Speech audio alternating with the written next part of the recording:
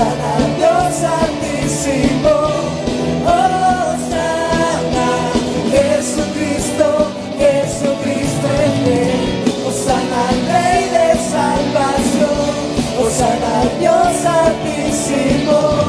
Hosana, Jesucristo, Jesucristo el Rey.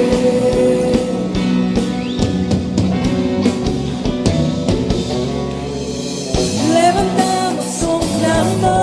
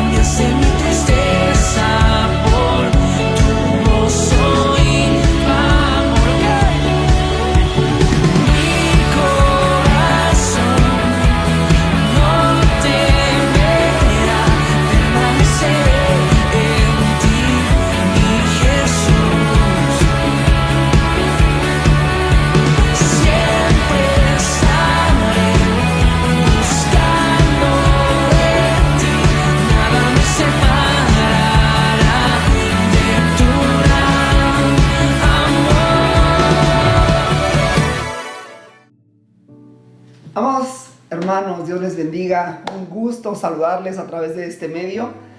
Una vez más tengo el gran honor y la alta responsabilidad de aperturar este nuevo discipulado. Quiero agradecer a Dios primeramente por esta encomienda y esta responsabilidad que nos da a mí y a mis hermanos para compartir su palabra. Quiero agradecer también a nuestros pastores la confianza que nos brindan para ministrar este discipulado. Quiero agradecerles a ustedes, auditorio, amados hermanos, que nos prestan su atención, que nos brindan de su tiempo para ser edificados juntamente. Vamos a poner en manos de Dios el tema de hoy y ayúdenme a orar, por favor, y vamos a pedirle al Espíritu Santo que se encargue de todo, como lo he comentado en algunas ocasiones con nuestro pastor, con nuestros hermanos de discipulado. Creo y me parece que el 99.9% de todo esto lo hace el Espíritu Santo. Y el resto lo hacemos nosotros. Casi nada. Todo es obra del Señor y para el Señor, para que los santos seamos edificados. Acompáñenme a orar, amados hermanos. Padre, en el nombre de nuestro Señor Jesucristo, te damos gracias, Señor. Gracias por esta encomienda. Gracias por tu palabra, Señor, y gracias porque nos permites ser edificados cada día. Padre, te pedimos perdón en esta hora por cualquier falta que tengamos, pensamiento, palabra, cualquier cosa que hayamos omitido y te haya desagradado. Perdónanos, Señor, de corazón te lo pedimos. Hoy nos humillamos ante ti para suplicarte, Espíritu Santo, tu valiosa intervención para que como iglesia seamos edificados juntamente al exponer y mis hermanos al recibir la palabra. Señor, ponemos todo en tus manos. No somos nada ante la inmensidad de tu palabra y de tu presencia, Señor. Ten a bien usarnos, Padre. Usarnos y que podamos poner en práctica y en obra lo que hoy aprendamos, Señor. Graba en nuestro corazón tu palabra y permítenos llevarla día a día en práctica. Señor, por la fe en nuestro Señor Jesucristo, creemos que toda trampa, oposición y engaño del enemigo queda totalmente excluida de este discipulado y de tu pueblo, Señor, en el nombre de nuestro Señor Jesucristo, y dando gloria al Dios Todopoderoso. Amén y amén. Amados hermanos, el discipulado que inicia se llama el mensaje de Cristo a la iglesia. El mensaje de Cristo a la iglesia. Particularmente un servidor hoy se encargará de exponer el mensaje a la iglesia de Éfeso, primera parte. ¿Cómo vamos a manejar este discipulado o cómo se va a impartir? Cada mensaje a cada iglesia se va a partir en dos secciones. Una parte la hace un hermano y la otra la siguiente semana. Por mi parte, me toca exponer parcialmente el mensaje a la iglesia de Éfeso. Me comprometo a hacerlo con toda diligencia y toda responsabilidad. Un mensaje que hemos preparado con temor de Dios, con temblor y sobre todo queriendo y creyendo que el Espíritu Santo nos ha guiado. Preparemos pluma y libreta como buen discípulo que creemos que el Señor nos va a estar hablando. Sé que mis hermanos van a hacer un trabajo magistral y yo no me voy a perder ninguna de las entregas. Espero que ustedes tampoco lo hagan. Amén. Amados, vamos a iniciar aclarando varios puntos que serán de ayuda para comprender mejor la palabra y lograr así la correcta edificación. El mensaje a las 7 iglesias. El mensaje a las 7 iglesias se encuentra en el libro de Apocalipsis. Y vamos a comenzar marcando que la palabra Apocalipsis, aún en nuestros días y dentro de la iglesia cristiana, dentro del pueblo cristiano, aún se tiene la idea, cuando escuchamos Apocalipsis, viene a nuestra mente automáticamente el fin del mundo, catástrofe, fin de los tiempos, destrucción, juicio de Dios. Sin embargo, aunque ciertamente en el libro de Apocalipsis se habla de lo que va a suceder al final de los tiempos, también es un libro de prevención, instrucción y esperanza.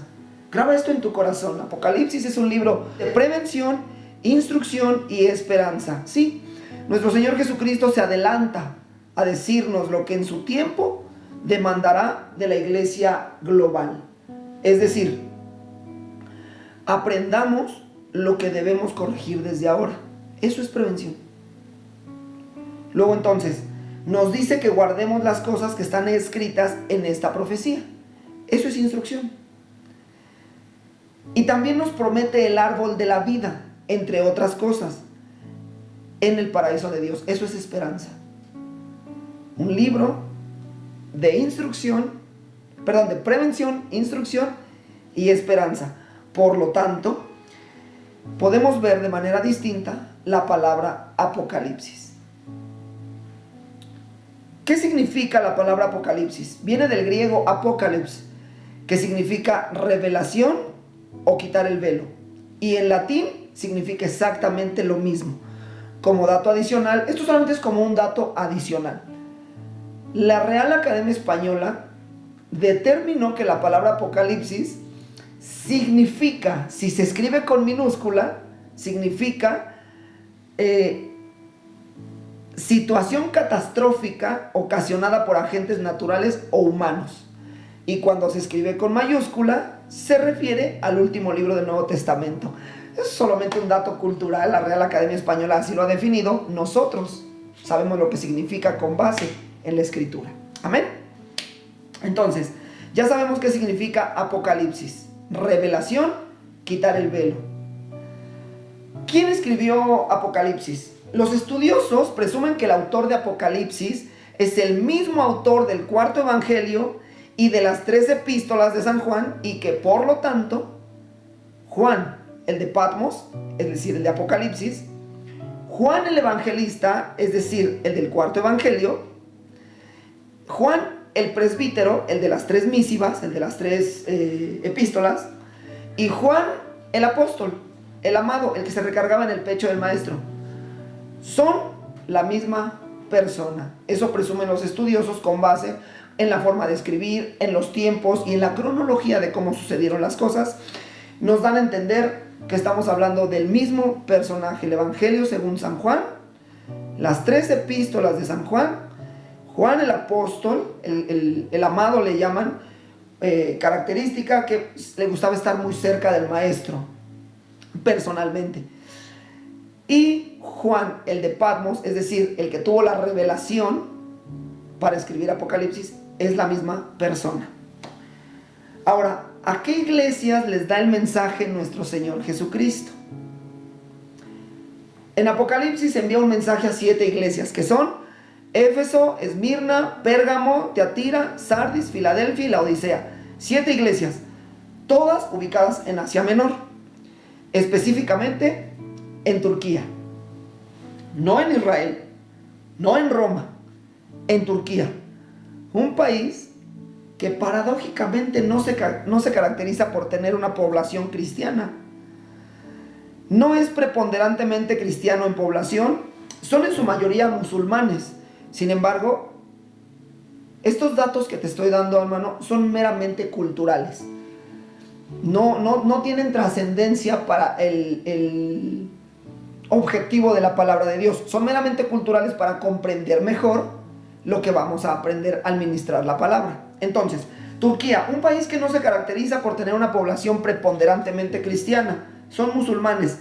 Sin embargo, lo trascendente es que usar esas ciudades en aquel tiempo es que hasta nuestros días el mensaje siga vigente. Y que el mensaje siga vigente y haber utilizado aquellas ciudades en aquellos tiempos son parte del plan perfecto de Dios. Simple y llano. ¿Por qué no fue en Samaria? ¿Por qué no a iglesias fundadas en Samaria? ¿Por qué no en Israel? ¿Por qué no la de Judea? ¿Por qué no en Egipto? Para que así se manifestase la grandeza de Dios. ¿Por qué a 7 iglesias y no a 12 o 14? Pues si se fundaron muchísimas congregaciones en los tiempos de los apóstoles. ¿Por qué a 7? Simple y llanamente porque, sin importar el lugar de origen, la palabra llegaría hasta los confines de la tierra. Se usó Turquía, y en particular esas 7 ciudades, porque estaban ubicadas en lugares estratégicos. 7 iglesias dentro de un país que no es preponderantemente cristiano, y no 14 o 15 congregaciones de aquellos tiempos, solo 7 iglesias en Turquía. No importa. Solo fue parte del plan perfecto de Dios. Lo trascendente es que estaría vigente hasta nuestros días y que esa palabra llegaría hasta los confines de la tierra. Eso es lo importante. Luego entonces, Turquía, esas iglesias estaban ubicadas en Turquía, pero en lugares estratégicos para la época. ¿Qué quiere decir esto? Estratégicos para la expansión de la palabra, rutas comerciales, ciudades fortificadas, regiones prósperas, poblaciones de maquila y centros de trabajo para muchas regiones aledañas. Es decir, en su momento fue una ubicación estratégica para expandir la palabra, sin perder de vista que el objetivo principal fue, es y será que los mensajes lleguen a la iglesia global en todo el mundo y hasta los confines de la tierra. Y para eso estamos nosotros. Para ir y predicar a todo lugar y que la palabra llegue hasta los confines de la tierra. Amén, hasta aquí. Espero no estarte revolviendo, pero son términos, son conceptos que nos van a ayudar a comprender mejor el resto del discipulado. Bueno, dicho lo anterior como una introducción general histórica, vamos a alistarnos para este discipulado y particularmente hoy para la primera parte del mensaje a la iglesia de Éfeso. Semana a semana mis hermanos estarán compartiendo de manera diligente lo correspondiente al resto de las iglesias y seremos todos edificados. El mensaje a la iglesia que está en Éfeso. Acompáñame por favor a Apocalipsis capítulo 2 versos 1 al 3, que a la letra dice: escribe el ángel de la iglesia en Éfeso.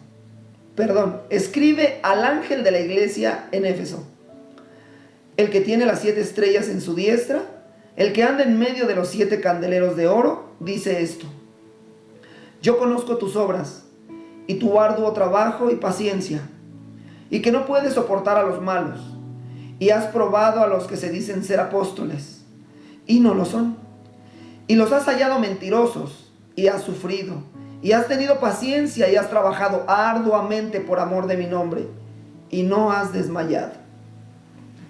Éfeso, ciudad fortificada. En aquellos tiempos, Éfeso fue una de las ciudades más grandes de la época. Rendía culto a Diana de los Efesios, un ídolo cuyo templo fue uno de los más grandes del mundo antiguo. Ahí, en Éfeso, en esa congregación, tuvieron el honor de tener como ministro al mismísimo apóstol Pablo durante cerca de 3 años, según el libro de los Hechos, capítulo 20, verso 31. Con la predicación del apóstol Pablo se puso en riesgo el negocio de la idolatría. Sí, estuvieron a punto de derribar el templo, echar abajo la creencia en ese ídolo de Diana de los Efesios. Se puso en riesgo toda la mafia de la idolatría. ¿Por qué? Por la predicación del apóstol Pablo. ¿Te imaginas? Esto que te estoy diciendo está sustentado en el libro de los Hechos, capítulo 19, verso 27.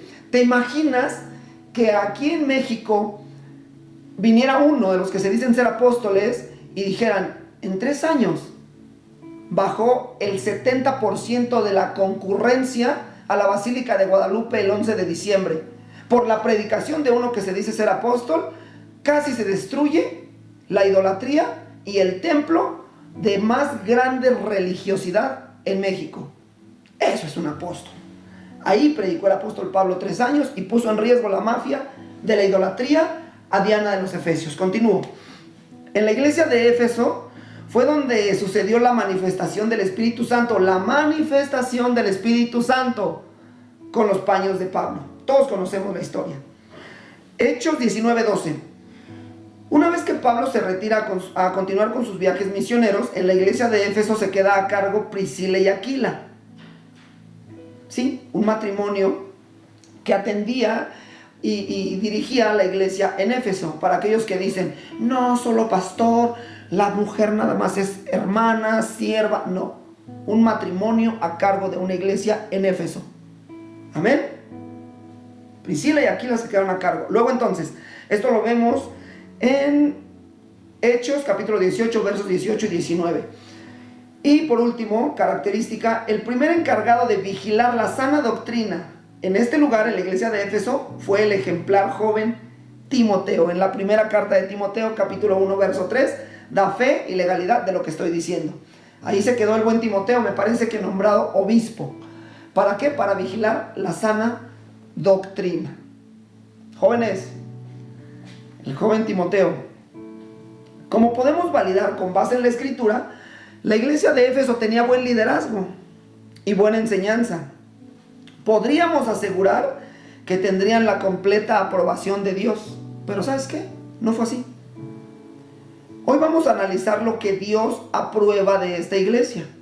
Y la próxima semana, mi hermano Oscar nos hablará de lo que Dios reprueba de esa iglesia.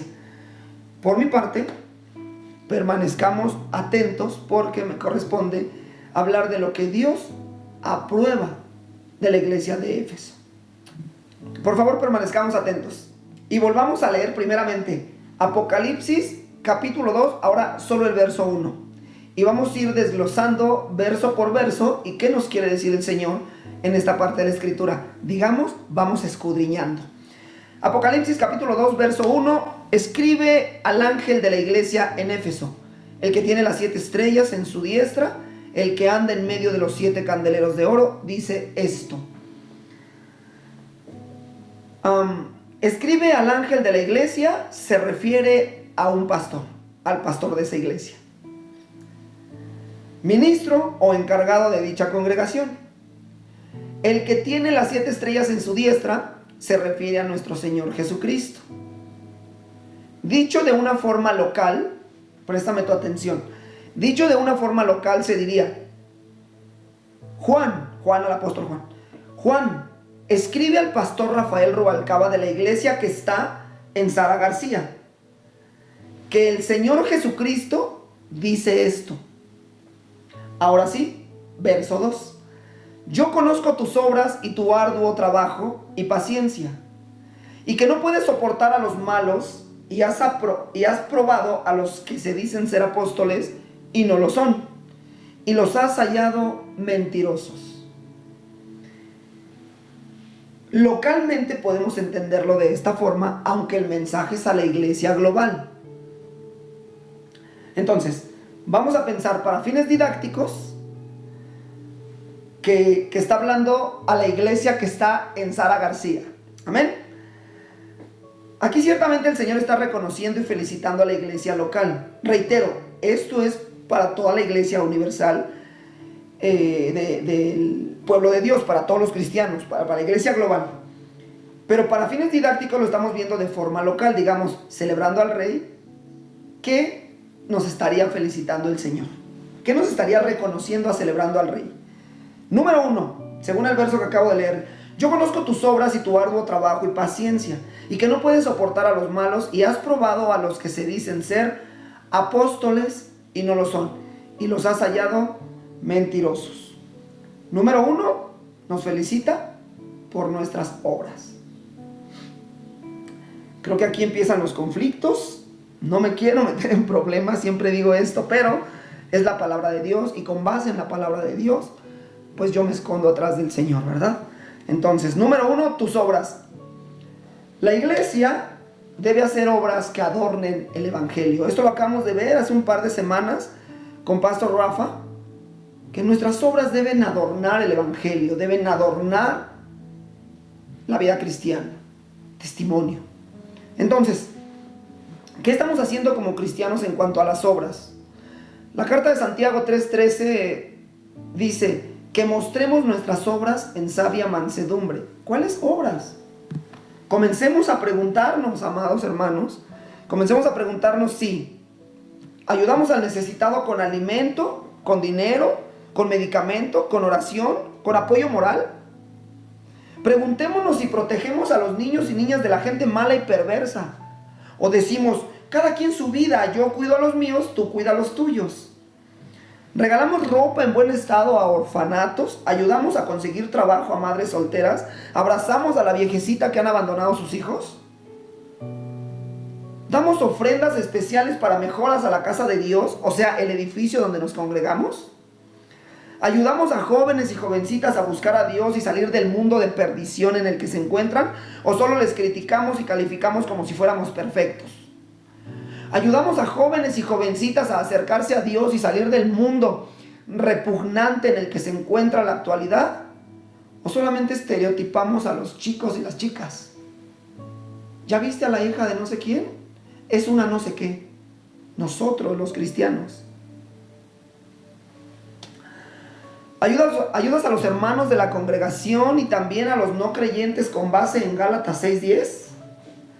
¿Agradeces un favor recibido y dices, ahora daré de gracia lo que de gracia recibí? ¿O dices, me ayudó el hermano por ofrecido, yo ni le pedí ayuda? La gratitud, amados, la gratitud también es una obra. Y decir gracias, cualquier persona puede hacerlo, de dientes para afuera. Demostrar acción de gracias es lo complicado para muchos. Nos cuesta agradecer a Dios y agradecer a las personas. El Señor está felicitando a Éfeso porque conoce sus obras. ¿Tú crees que va a felicitar a celebrando al rey? Empezando por Fernando. A la iglesia que está en Sara García, escribe al pastor Rafa que el Señor Jesucristo dice, conozco tus obras. Iglesia, el Señor conoce nuestras obras. ¿Le seguimos o hasta aquí con las obras que el Señor va a reconocer y felicitar a nuestra iglesia local? Número 2, tu arduo trabajo. Aquí primeramente hablemos del servicio a Dios y del servicio en algún área de la iglesia. Arduo trabajo. Te diré algo para testimonio, amado hermano, hermana. Te diré algo para testimonio si es que llevas años en la iglesia y no eres parte de un servicio. Hay hermanos y hermanas, jóvenes y jovencitas, ancianos y ancianas, que los domingos salen de la congre con el único objetivo de ir a desayunar e irse a acostar a descansar un ratito. Sí, a desayunar a las 3 de la tarde, que termina su servicio. ¿Por qué? Porque no hubo tiempo para un desayuno. Y aunque el servicio en la iglesia el domingo termina a las 2 de la tarde, aún hay que limpiar, lavar y acomodar la casa de Dios.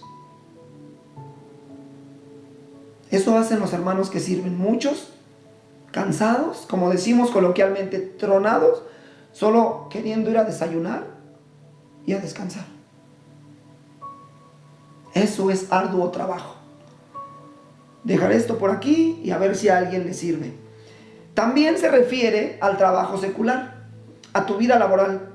Ser hijo de Dios demanda ser ejemplo en conducta, no ocioso, flojo o irresponsable en el trabajo. Ser hijo de Dios demanda ser ejemplo en donde quiera que te pares.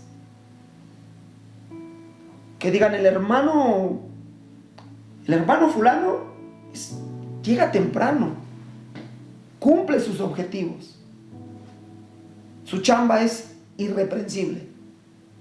El hermanito, ese que dicen que es el hermanito, cumple, se lleva el bono de productividad.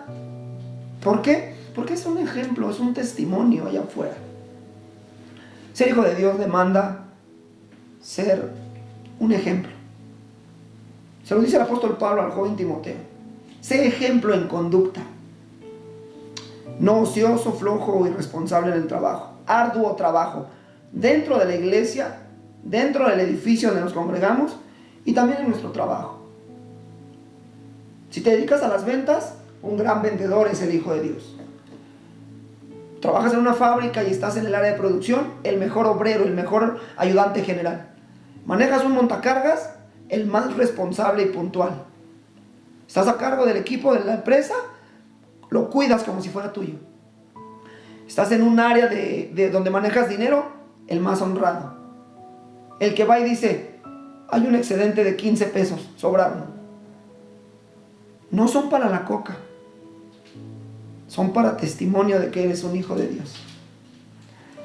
Si tienes tu propia empresa, el mejor patrón, el mejor jefe, el que se pone en los zapatos de sus empleados y sabe que a veces tiene que ceder en algunas cosas, sabe que a veces tiene que apretar, pero sabe que el dueño del negocio es Dios y lo está vigilando. Arduo trabajo. Continuamos. Número 3, paciencia. Primeramente, la paciencia es un fruto del Espíritu Santo, el cual debemos desarrollar sí o sí como hijos de Dios, pues es evidencia de que el Espíritu está en nosotros. ¿Sí? La paciencia es un fruto del Espíritu Santo y lo tenemos que desarrollar, porque de esta forma daremos evidencia de que el Espíritu está en nosotros. Te confieso algo, siento que te puedo tener confianza. Amado hermano, muchos me conocen, amigos íntimos me conocen. Un servidor batalla con ese fruto. Sé que lo debo trabajar día a día y me esfuerzo porque en esa debilidad que tengo de la paciencia, Dios se perfeccione. A veces, hermano, queremos todo rápido y de la forma en que nosotros deseamos. Pero Dios sabe que no siempre es la mejor opción. Dios sabe que no. Amados, para testimonio, les diré algo. Yo he puesto en riesgo oportunidades, he perdido relaciones con el grupo de trabajo, he puesto en estrés a personas, y todo por falta de paciencia, porque todo así y de esta forma a veces funciona, pero no es la forma correcta. O casi siempre funciona, pero no es la forma correcta. Dice la gente que me conoce, amigos cercanos, has avanzado bastante en el tema de la paciencia. Sí, lo agradezco, pero lo que yo quiero y mi anhelo es que Dios note que he avanzado en ese fruto, no solo las personas. Lo agradezco, pero mi anhelo es que Dios mire en mí que estoy desarrollando ese fruto. Te lo platico porque no siempre el que predica es una persona perfecta. Tenemos debilidades, pero puestas en manos de Dios, en ellas el Señor se va a glorificar, se va a perfeccionar, y lo dice su palabra. Así en tus debilidades, así en la parte que más te cuesta trabajo, así en el carácter, en cómo tratas a tu familia, cómo tratas a tus hermanos, cómo tratas a tus empleados, cómo tratas a tus compañeros de trabajo. En esa debilidad Dios se puede perfeccionar. Ponla en manos de Dios. Amén. Ya nos hicimos amigos, ya agarramos confianza, ya te estoy platicando mis cosas, porque a lo mejor está fuerte el tema, a lo mejor está demandante, pero no soy yo, es la palabra de Dios. Amén. Siguiente punto. 4. Que no puedes soportar a los malos. Aquí habla de la sed de justicia, estar en contra de la maldad. Lo voy a vincular directamente con una de las bienaventuranzas. Dice el Evangelio de Mateo, capítulo 5, verso 6. Bienaventurados los que tienen hambre y sed de justicia, porque ellos serán saciados. Amigos y amigas, una pregunta. ¿Rechazamos y luchamos contra la maldad? ¿O nos hacemos de la vista gorda? ¿Rechazamos y luchamos contra los malos o nos hacemos de la vista gorda? Por ejemplo, si tenemos en la familia o el grupo de amistad a personas que hacen lo malo y lo injusto, ¿les toleramos para llevar la fiesta en paz? Si sabemos que el cónyuge, el hermano, el primo, el amigo hace negocios chuecos, roba, tima al cliente, compra robado, y no decimos nada porque es su bronca, te digo algo, también es la tuya. También es la tuya, porque si hay confianza y cercanía y puedes hacer lo bueno y no lo haces, te está contando por pecado, según Santiago 4:17. Si yo tengo un amigo o una persona cercana donde hay confianza de que yo le diga, oye brother, pues la estás regando, no compres celular robado. A alguien le pesó, a alguien le dolió, a alguien lastimaron, posiblemente a alguien mataron para quitarle ese teléfono. Y tú bien contento, 2,000 pesos por un iPhone 13.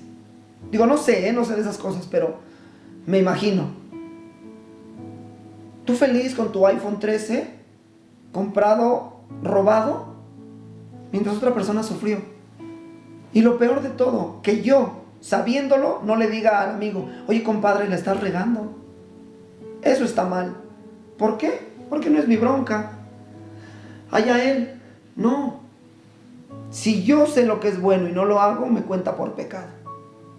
Así que si tu papá, tu hermano, tu amiga, tu suegra, quien sea, está haciendo cosas incorrectas, tu deber es rechazar lo malo.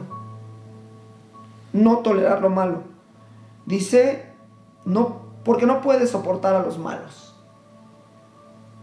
Está duro, ¿no? Todos conocemos una persona así. Pero no todos tenemos valor para decirle, la estás regando. No le robes al cliente. No des litros de 900 mililitros. No des kilos de 900 gramos. No te claves los cambios. Seguimos.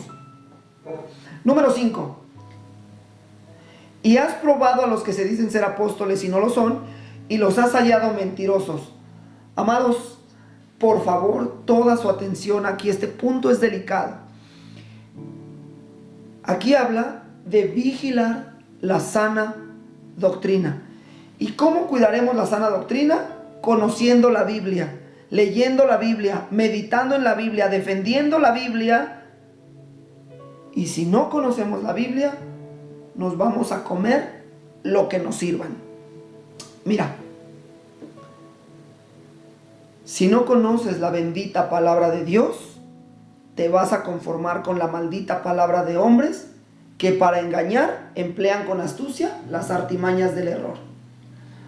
Está fuerte y lo pensé, pero lo voy a repetir. Si no conoces la bendita palabra de Dios, te vas a conformar con la maldita palabra de hombres que para engañar emplean con astucia artimañas del error. Esto según Jeremías 17:5 y Efesios 4:14. Anótalo y consúltalo. Todo aquel, sea quien sea, todo aquel que excluya o tergiverse la palabra de Dios en su mensaje a la iglesia, no es digno de aprobación y es hallado mentiroso. Pero para detectarles, necesitamos conocer la palabra de Dios. Necesitamos conocer la Biblia. Necesitamos escudriñar la Biblia. Necesitamos analizar la Biblia. Necesitamos leer la Biblia.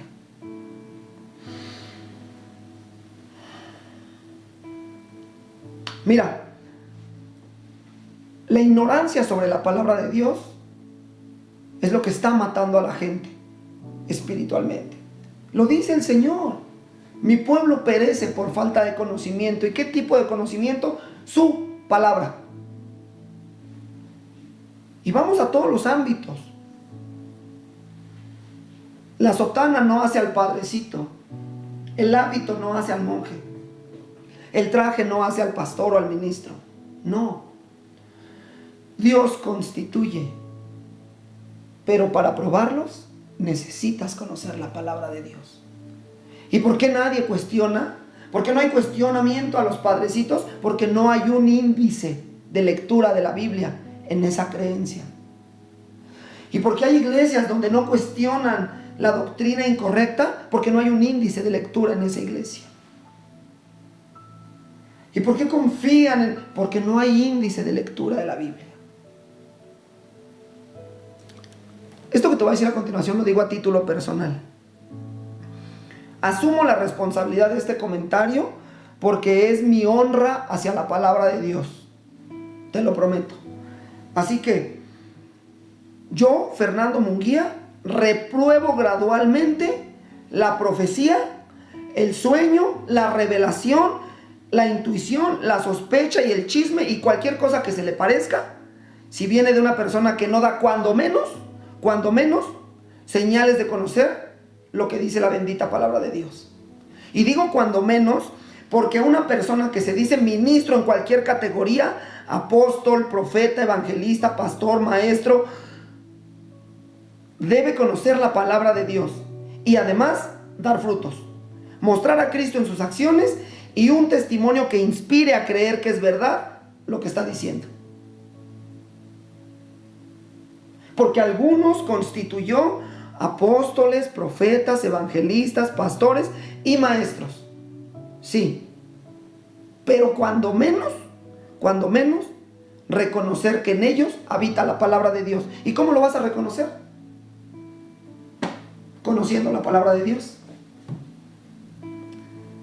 Puedes revisar Efesios 4:4. No vayas.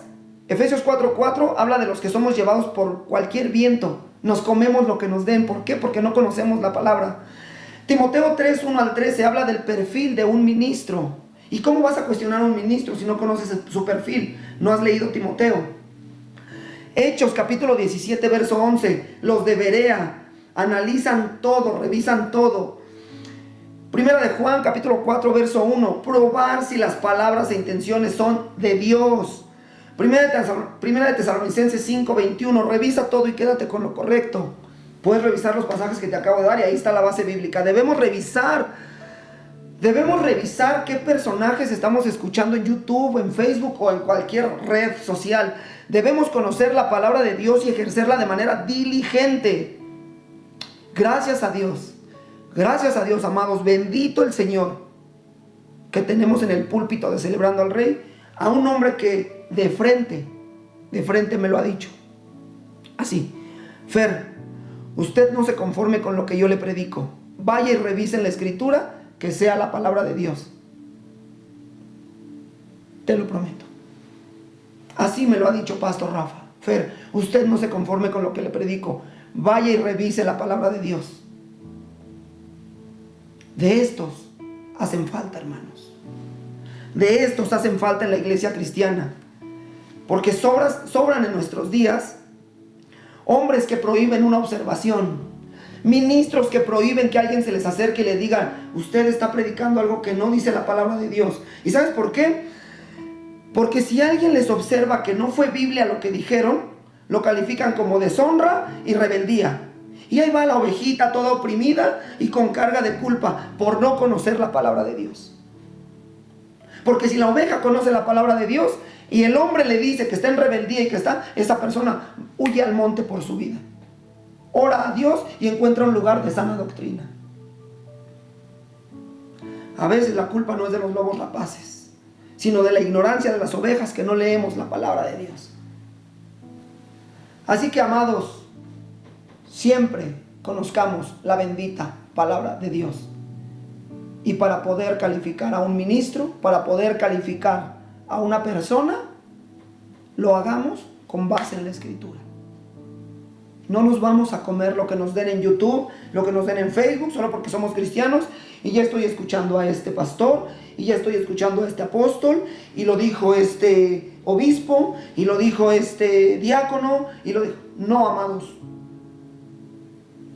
El Señor fue claro y dijo: has probado a los que se dicen ser ministros, en este caso apóstoles, y no lo son, y los has hallado mentirosos. La clave está en leer la palabra de Dios. Probemos a los que se dicen ser ministros y no lo son. Pero para esto, conozcamos la escritura. Y el siguiente verso dice: y has sufrido, y has tenido paciencia, y has trabajado arduamente por amor de mi nombre, y no has desmayado. Amados hermanos, hermanas, jóvenes, jovencitas, aquí el Señor reconoce y sabe que la vida en Cristo no es temporal, emocional o convenenciera. Lo voy a repetir.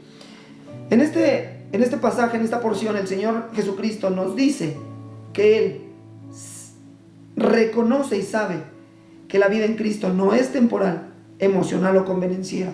Es decir, hay personas que vienen y sí, me gustó un tiempo, bonito esto de los cristianos, pero a mí me gusta más el estilo de vida que tenía antes y ahí nos vemos. O aquellos otros que llegan y miran que todo es agradable y la emoción los mueve a comprometerse. Se casan porque vivían en pecado, algunos abren una célula, ya quieren ser pastores, otros andan buscando un terreno para iniciar una iglesia y llevan 3 meses. Y al 4.º mes ya me desanimé.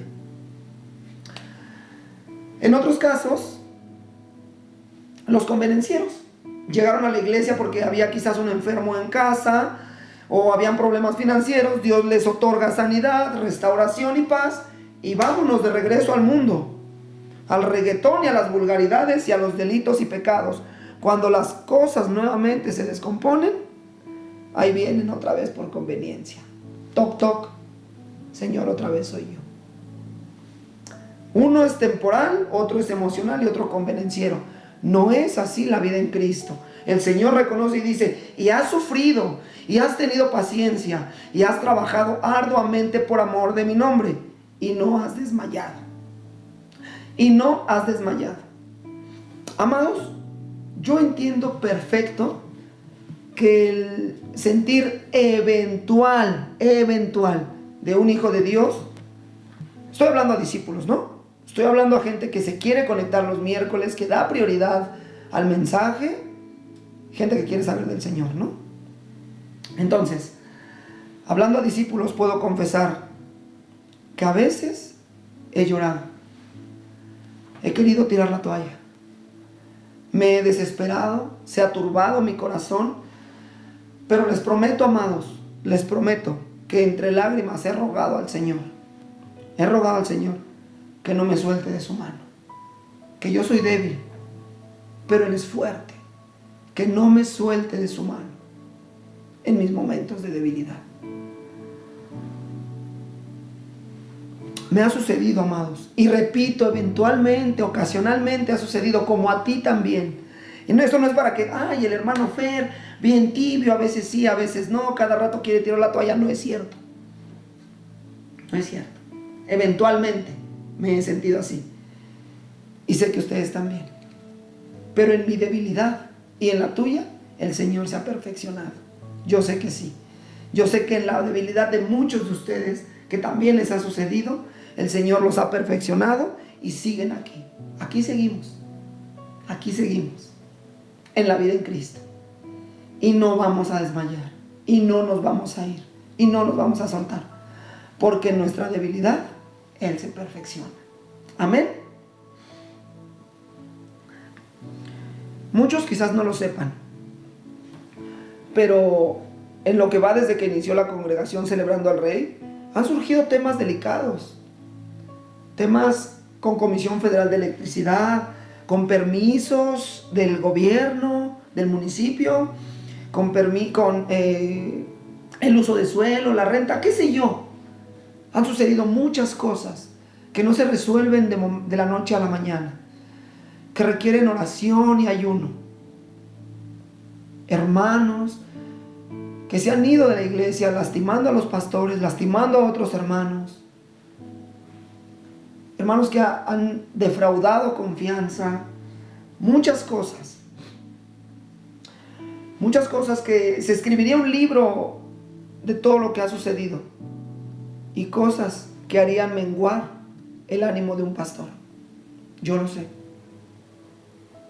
Muchas situaciones que han sucedido y que han golpeado el corazón de los pastores, el corazón de los hermanos, el corazón del liderazgo de la iglesia y la gente que amamos al pueblo de Cristo.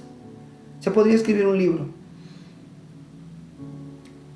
Y cualquier persona podríamos decir, bueno, pues son cosas que pasan. Sí, pero esas cosas hacen menguar el ánimo de un pastor, de un líder, de un ministro. Sin embargo, el Señor Jesucristo dice, se sufre, se tiene paciencia, se trabaja arduamente por amor a mi nombre, dice el Señor Jesucristo, sin desmayar. Y eso es lo que va a reconocer nuestro Señor Jesucristo al ángel y a la congregación que está en Sara García. Te reconocemos, hermano. Te reconocemos, pastor, pastora. Te reconocemos, liderazgo. Se sufre, se tiene paciencia, se trabaja arduamente por amor a su nombre, sin desmayar. Nos vemos en el cielo. No hay que desmayar. Nos vemos en la corona de justicia. No hay que desmayar. Nos vemos en el gran día. No hay que desmayar. Todos juntos. Pastor Rafa, liderazgo, hermanos, hermanas, jovencitos, jovencitas, niños, todos, sin desmayar. Eso es lo que el Señor quiere reconocer al ángel y a la iglesia que está en Sara García. Amén. Vamos a orar Vamos a pedirle al Señor, a suplicarle que esta palabra se quede en nuestros corazones, la pongamos en obra, y vamos a bendecir también tu ofrenda, tu semilla, tus diezmos. Oremos juntos. Padre, en el nombre de Jesús te damos gracias. Señor, he hablado tu palabra, he predicado, Señor. Te pido perdón si hubo alguna falla. Quita, por favor, Señor, cualquier cosa que no haya sido de parte tuya. Y con toda humildad, Señor, y reverencia, lo ponemos delante de ti, pidiéndote ministres nuestros corazones, ministres nuestro espíritu, Señor. Y que nos alegremos cada día en obedecer tus estatutos, Padre. Gracias te damos. Te pedimos por todos los hermanos que no pueden conectarse a la transmisión por sus trabajos, por sus horarios, y que en determinado momento tu Espíritu Santo ponga en ellos el querer como el hacer para alimentarse con estos discipulados, Padre. Gracias te damos, Señor.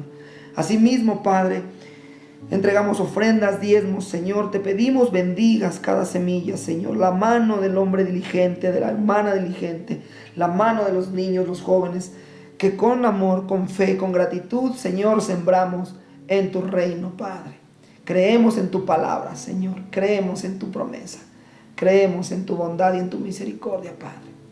Alabando al Dios Todopoderoso y creyendo en su Hijo amado Jesucristo. Amén y amén. Amados, Dios les bendiga. Pastores, muchas gracias. Querido John, gracias por el trabajo de producción. Gracias a todos, hermanos. Dios les bendiga. Nos vemos el domingo, primeramente Dios, a las 10 de la mañana o a las 12 del mediodía. Dios te bendiga.